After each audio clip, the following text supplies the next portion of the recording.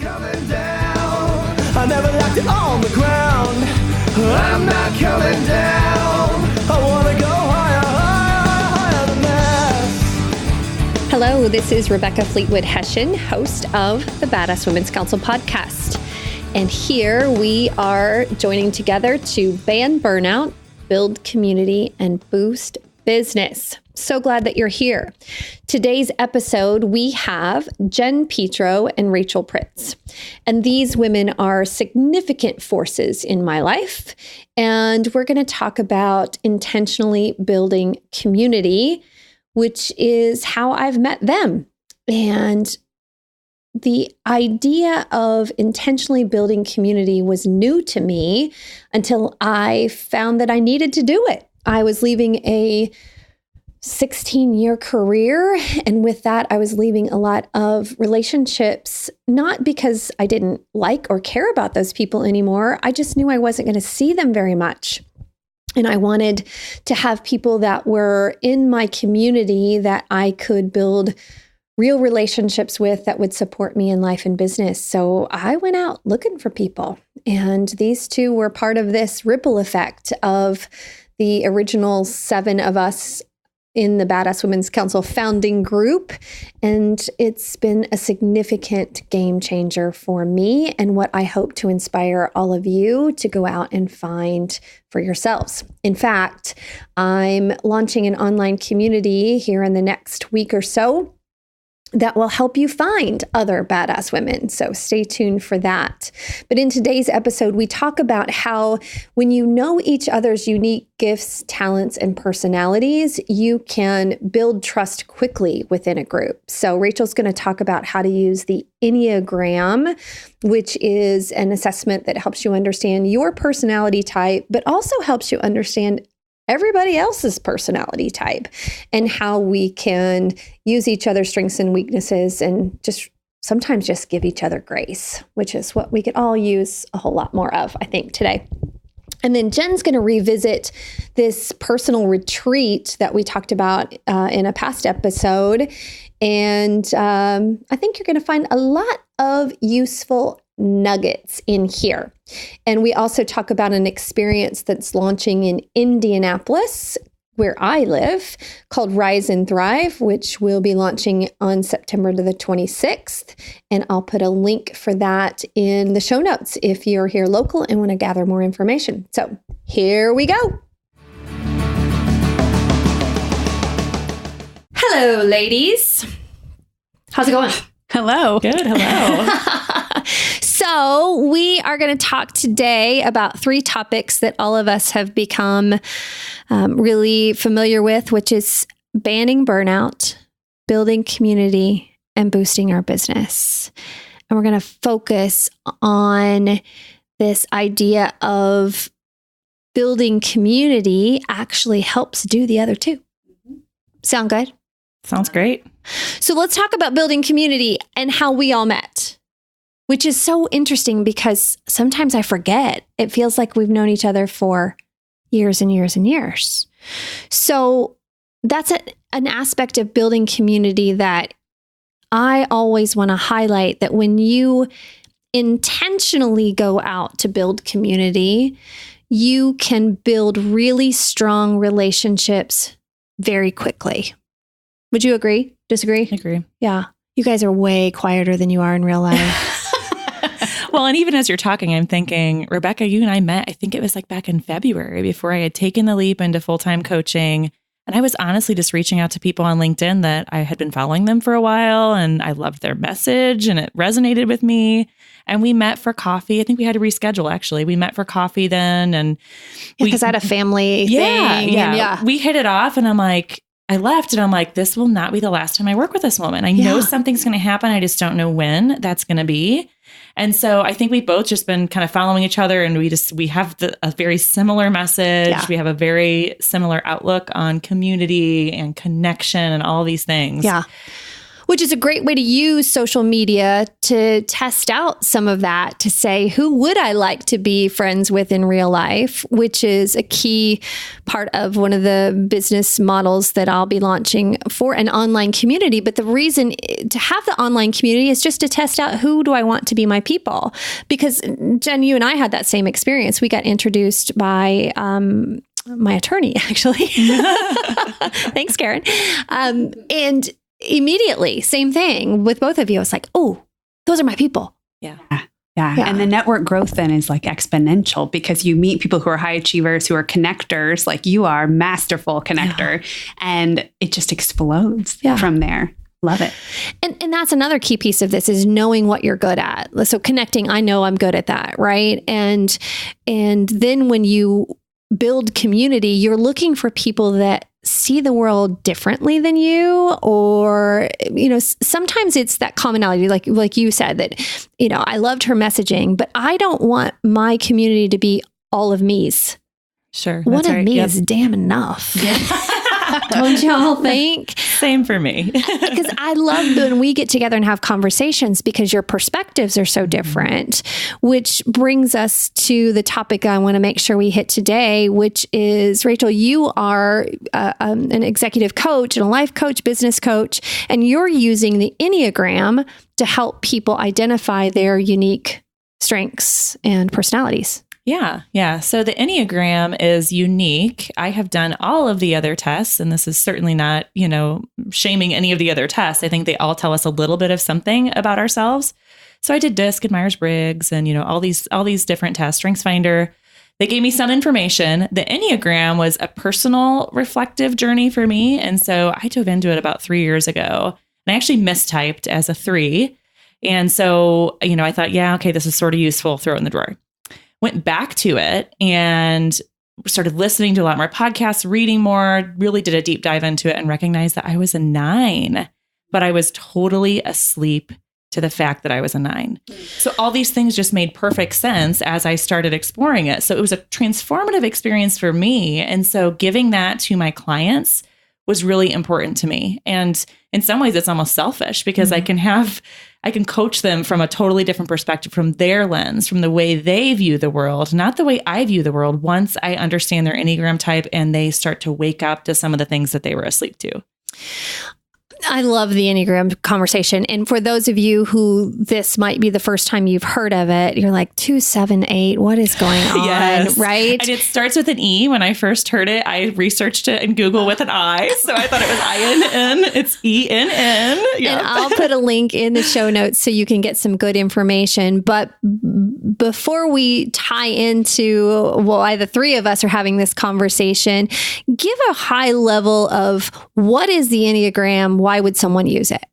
Yeah. So what makes it stand out from the other personality assessments is that it talks about your motivators, and it helps you discover why you're behaving the way you're behaving. So the other assessments tell you about your behaviors, good information, but we don't always know why we're behaving that way. What is my core motivation? What makes me do the things I do? I might know that I'm being a jackass, but why? What drove me to do this? Yeah. So for me and my unique personality type as a 9, peace is a big thing for me. So internal peace is why I really do everything I do. And so some of the other types, there's all sorts of different motivators out there, but I think that is the opportunity for people to grow and learn about themselves and to wake up to themselves is, what is my core motivation? Why do I do what I do? And if we're going to build real community for our businesses and for our personal relationships, knowing people's why and purpose and motivators is the great connector, right? Because when I know that somebody's being an ass, me or somebody else, I'm much more adaptable and empathic when I know why. Like, yes. I now that I know my kids are 17 and 21, so it's much easier now that they're older, but it's much more, I can be much more forgiving even with my kids. If I know the context of what's happening, it's just an easier way to connect with people when you know why for yourself and why for another. Yeah, there's an instant grace that comes from understanding all the other types. So that was something that's really important to me. And I always encourage my clients to explore all of the types, not just their type, because you can have so much more compassion and grace for the things that they're struggling with, why they're behaving the way they are. And it's different than why I'm behaving the way I am. But it is an insta compassion, which is what I love about it. Yeah. And it ties back to, my boyfriend, Simon Sinek. Whenever we talk about Yes. Simon Sinek on the podcast, we always refer to him as my boyfriend. Yeah. I'm sure at some point he's going to catch word of this and it's all going to come together in some beautiful way. I don't know. We'll see. I like putting it out into the world with good intention. But his entire body of work that launched his career was about start with why. Yep. And to me, that's going to be the unifier if we are going to get to this place of seeing business through the lens of humanity, that we do it from this sense of why. So while we're on the topic of why we're all here together, yes, to talk about Enneagram, but also we're circling back to a previous podcast where Jen introduced us to the personal retreat. So let's connect to that really quickly. Revisit and tell people about what does it mean to take a personal retreat and why would I do it? Give us a little synopsis of that. Yeah, so it's just a practice that I started doing a few years ago that really was transformational. And so, leaning into this whole idea that we are just bombarded constantly with noise and distraction and stress and burnout. All those things are real. And Rebecca, you talk a lot about burnout and how dangerous it is, right?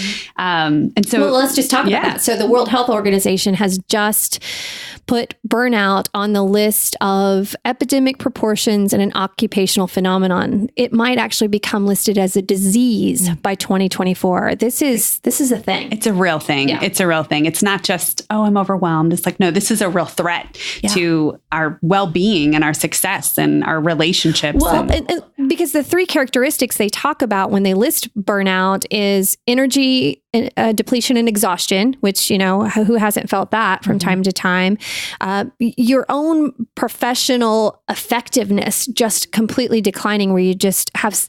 The third characteristic is cynicism about your work and about what you do. And the combination of those three things, if you're a business leader, you should be going, right. That's going to affect bottom line. Yeah, absolutely. So anyway, this idea of just getting away, finding some solitude and doing it in a way that's refreshing, but also structured. So going into a personal retreat, knowing what you want to get out of it. And it's going to look different for everybody, depending on what stage of life they're in, what issues they're dealing with in their current situation. And so, for me, personal retreats have a lot to do with reflection, looking back, really doing some self-examination, which that's why I love Enneagram too, because it's all about this idea of self-exploration, looking at how you fit in the world, how you fit in with other people. What are you doing right now that's filling your soul? What are you doing that's deflating your soul? And then, goal setting and planning for future stuff, dreaming big. And honestly, it's a time just to recharge and to sleep and to soul care, right? So it can be a lot of things, but it's definitely a practice that I feel like not enough people are doing, especially women.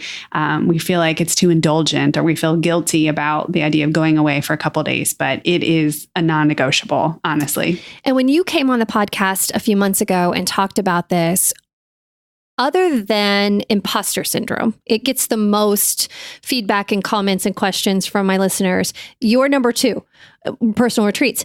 People coming to me saying, oh my gosh, am I allowed to do that? And we're like, yeah. And people saying, oh my gosh, I'm going to do that, because you provided a beautiful toolkit for people to facilitate this, because oftentimes that's the barrier. It's like, I don't know how. Yeah, I made it for myself. I created that for myself because there was nothing out there that I could find that would help me figure out, what is this supposed to look like? And what are some activities I can do while I'm there? And what should my days look like? So yeah, absolutely. And I said on the podcast, if anybody does this, report back. We want to talk about it. And so Rachel, you took a personal retreat. Yeah. Well, actually, I have it scheduled. So it's scheduled September 17th and the 18th. That's right. Yes. It's coming up. And the reason you decided to do it ties to the Enneagram. Yeah. So, my need for peace and internal peace is really important. I have 2 kids at home. I have a very busy life. The noise that Jen was referring to, I talk about that all the time. We are just bombarded with noise. When you ask people how they're doing, their response is almost always, I'm busy, but good. Busy, busy. You know, this word busy, we're all so busy that or we they don't say have I'm stressed. any time. It's either I'm busy or I'm stressed. Yeah. Yeah. And there's two things that, quite frankly, bother me about that. One is what you tell yourself comes true. So if you have told yourself that you're busy and stressed, surprise, yes, you are. And so I don't think you should always be Pollyanna, perky positive, although as an Enneagram 7, that is one of my characteristics.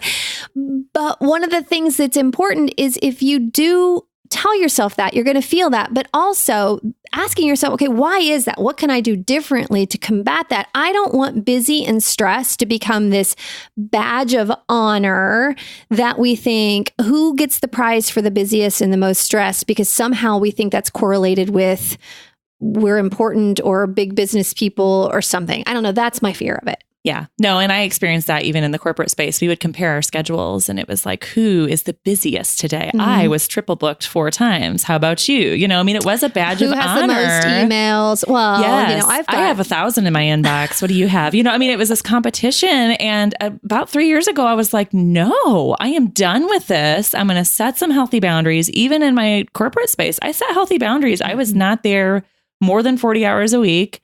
I still got my job done. I was very effective. There's actually research to show that if you work more than 40 hours a week, you're counterproductive, which is really interesting. The law of diminishing returns. Right? Yep. If you have 8 hours to do a 2-hour project, you're probably going to take 8 hours, right? That's what we do. Yeah. So yeah, I mean, that was something that I personally wanted to combat because I wasn't showing up as the person I wanted to be for my family or my husband or at work, quite frankly. So... And as leaders in organizations, we need to be really cognizant of this phenomenon. I can remember it's been a decade or more than a decade, 2 decades ago, I was leading an acquisition team. And their previous leader, you were rewarded based on how late you stayed and all the overtime that you put in. That's kind of how that particular leader had said, you know, who's the most important around here. And I saw it way differently. So I would come in and I said to them, what's wrong in the business that's causing you to have to work so late each night? What do I need to know about the systems and the processes or the effectiveness here that's keeping you late at night? And they looked at me like I had 3 heads. And they're like, what do you mean? I'm like, well, this business is built for you to have a life.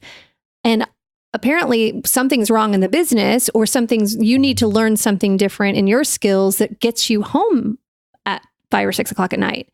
And then all of a sudden they realized what they were trying to do was showcase for me as their new leader that, you know, they were busy and they were important and staying late showed commitment. I'm like, no, staying late shows that you're not effective at your job. Like, how can I help this be better for you? And it was a huge culture shift that quite frankly, one of them didn't make it through. Yeah. Well, and I always coach leaders that they have to model this behavior. If they're going to tell their people, we want you to have work-life balance. I'm saying this in quotation. There's no balance. Air quotes. Yeah. So if you want to have this, you know, life at home too, they have to model that. So, you know, I've had leaders that have said, go home, it's 4 o'clock, but then I see them on email at 9 o'clock sending me messages and they have to model that behavior if that's what they want for others. One of my clients this morning, we were talking about, I call it life rhythm instead of life balance because air quotes, it is crap.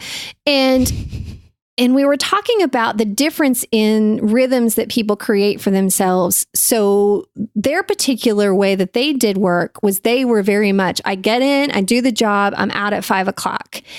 And their leader is one that works a few hours in the morning, does some personal stuff in the middle of the day for her kids, goes back for a few more hours. So she spreads this day out. And so the reason she's emailing in the evening is because she may have taken 3 or 4 hours in the middle of the day to do other life things. And so it's getting clear with your team on how that plays out. So there isn't the expectations that we're working all the way through until the hours of the night, right? Yes. So getting really clear in communicating why it's happening.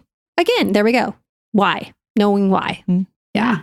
It goes back to the self-exploration. I don't think you can figure those things out about what's going to work best for you in your own rhythm until you take time to go away and to spend time using tools like the Enneagram to explore, like, who are you and what motivates you and what fills your cup. Yeah, because I know now that every day at 3:30, I've got a dip. And at 3:30, the little bitch in my head is loud. Like she is mean and ugly and she needs a snack or something. And so what I'm doing now is I now plan my day around what are the key projects where I need my highest level of energy. That better not be planned at 3:30 because that's not going to go well. And what's that break that I need that rejuvenates me to then finish the day strong or start early enough that my day's done at 3:30 or whatever. But knowing yourself well helps you manage those things well. Yeah. And those are the things what drove me to the personal retreat. And I have been thinking about this for several years. So I asked my husband for Mother's Day a couple of years ago. I just said, I just want to go to a hotel. I just want to go to a hotel by myself. It can be down the street. Don't care where it is. I just want to sleep all night. Amen. Yeah. And so he gave me, he said, just book it, like, here you go. I never did it. Oh. Here's why. I didn't have a framework. What I feared is that I was going to go and sit in a hotel room, binge watch something on Netflix, order some crappy food for my body, and drink a bottle of wine. And I was like, Which also, not gonna lie, sounds pretty fabulous. But it's not what I wanted out of a personal retreat. But we all know, because we've worked hard on knowing ourselves, it wasn't gonna leave you feeling refreshed. Yes, and that's what I wanted. Yeah. I wanted to come out refreshed. I wanted to feel very clear about who I was. I wanted the noise quieted. I wanted to set some goals. I wanted to do all these things that Jen put together in this toolkit. So now I have this framework and I'm like, done. I'm off. I have something an agenda to go by, and it'll be, I'll loosely follow it. It's not like it needs to be, really rigorous. I want it to be my own, but even part of it is the reflection of relationships that you're in. That's huge. And that was something that I just really wouldn't have put together on my own, but I love that. I mean, we all know that people come and go out of our lives. Sometimes we need to let those go and grieve those relationships and be done with it. I was going to say, some we need to let go and not chase them down the street. Yes. Yeah. And some we need to figure out where we have holes and who do we need to fill in, with those holes. I know starting my own business and growing as much as I have outgrown some of my people. Mm-hmm. So I need to add some other people like both of you to my network. Well, that's how the Badass Women's Council originally started. Was and by the way, our 3-year anniversary was this past Sunday. I love that. We're going out to celebrate on Thursday night, and it's going to be fabulous.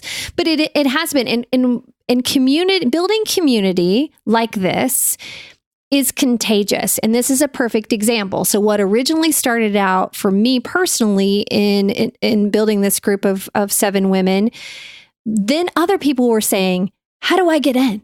I want a Badass Women's Council. And then it just is this ripple effect. And now we start to look at this core group of 7 women, our reach now and how we've brought other people into the fold and have other groups that we get together is just fascinating. It really is contagious that you want more of it.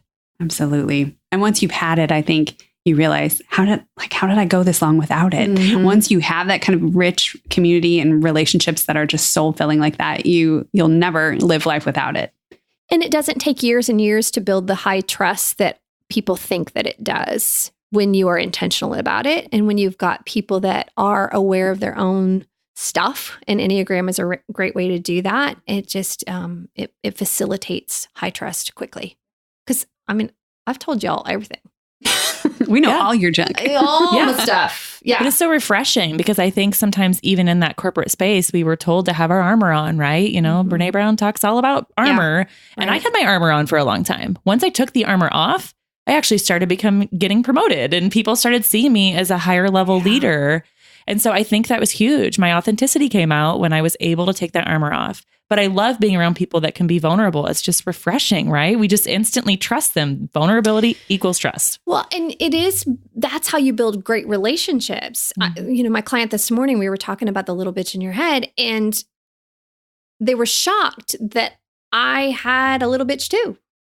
And I said, well, what? Why would I not? We're going to die with her. Like, she's here forever. Mm-hmm. Like we all have these insecurities. And when you can be vulnerable and share that with each other, there's this beautiful connection that happens. It's like, you see me. I love it. And it gives the other person permission to be themselves. Yes. Absolutely. Yeah. Well, we all compare and despair. So Rebecca's got it all figured out. She never has any problems. And then we sit in our own despair, right? And you all are on the inner circle like, no, not so true.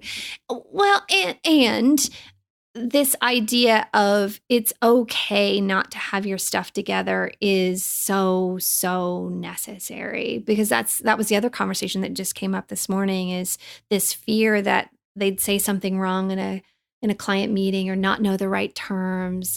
And I said, I guarantee you that client has had that experience too, right? And you probably connect over those vulnerabilities if you just admit that.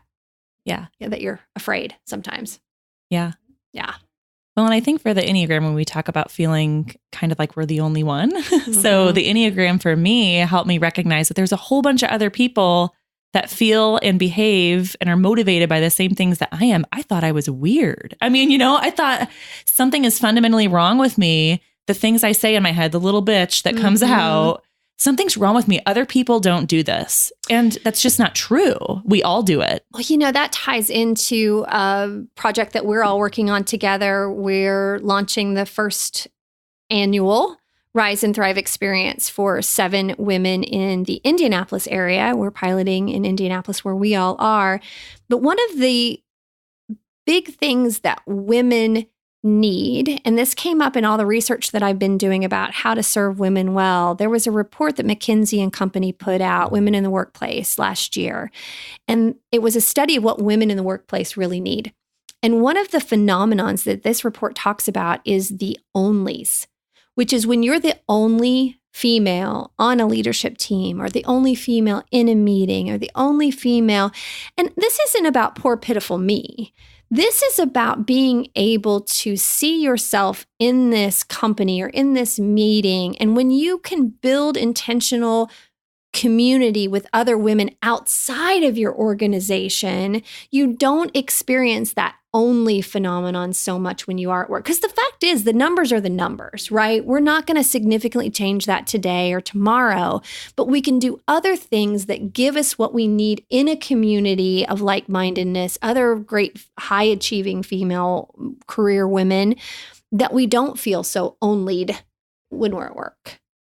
Yeah. So I don't know. I'm pretty darn excited about it, because when we come together with all of our unique gifts and talents and are able to freely share and be vulnerable, we get better. We get more courageous. And that's good stuff. Well, and the courage piece. So these 7 women are going to come out of this thing as courageous, brave women. And even if they are the only one in the room, they're going to tap into their own unique gifts and abilities as a woman and be able to really show what women can do in a room full of men. And so I think our default, I've experienced this, is that I act more like men. I try to behave more like men because that's what I'm seeing in front of me, and that's what will help me fit in. And what I really want is to belong to this group and for them to really respect me. And so when you can show up as a courageous woman and you know yourself and you are authentic, that is where diversity actually meets where it needs to be, right? Look out, Indianapolis. We're about to bring you 7 amazingly strong, courageous women, and I can hardly wait. They're going to be unleashed. Yes. And that's what companies want. They want women to show up as their authentic selves. They want them to bring that diversity to the leadership table. Yeah. And we have to do that work as women. Because all the studies show that there is a huge return on investment when you invest in females. Yes. It's hard data. I'll actually put a link to some of that in the show notes. Yep. It's proven out. So if you are a leader in Indianapolis and you're thinking about, oh gosh, I've got a woman on my team that could use some community and I really want to invest in her, it will pay in spades for sure. Yep. Ladies, I love having you here in my office, and we're going to continue these conversations. And if you are thinking, ooh, personal retreat, I heard Jen talk about that before. This is your other tap on the shoulder, permission slip, reminder.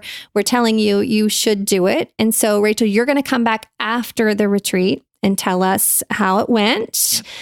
And we have another listener who has also taken a retreat. Shout out Carla Hayden. And she's going to come on with you. And we're going to talk about how'd it go? What did you learn about yourself and all that fun stuff. I love it. I haven't even gone on it yet, and I'm telling everybody, you got to download this toolkit because it's just amazing, and you all have to do this. And I haven't even experienced it yet, but I know it's going to be just awesome. Yeah. So, yeah. And there's been mixed, and we'll talk about that on the next episode when you tell how it went, but there's been mixed reviews from people about when you say, hey, I'm going to take a personal retreat. Some people look at you like you're crazy. Yes. We'll talk about some of the comments I got before and after. We'll see. Yeah. They're just jealous. Yeah. All right.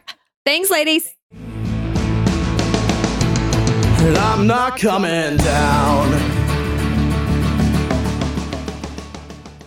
Hey, thanks for being here today. So, reflection questions for today. How's your burnout level on a scale of 1 to 10? Have you normalized burnout, which would be the biggest problem, that it's just become so much of your day-to-day that you don't even realize how much it's impacting you? So, that's the only reflection question for today. I think that one's just big enough. How are you doing in the 3 areas that the World Health Organization has identified in burnout? Your energy, your level of cynicism, and just your professional effectiveness. How are those going? If you want to chat about it, look at some coaching opportunities or anything to address it, I'm your girl. Thanks so much for being here. And as I mentioned in the intro and throughout the episode, we are launching an amazing experience in Indianapolis that's live for 7 women to go through this experience over 7 months called Rise and Thrive. If you're in the area or have badass friends in Indianapolis, click the link. We'd love to give you more information. We launch on September the 26th. Thanks so much. Make it a great day. I'm not coming down. I never left it on the ground. I'm not coming down.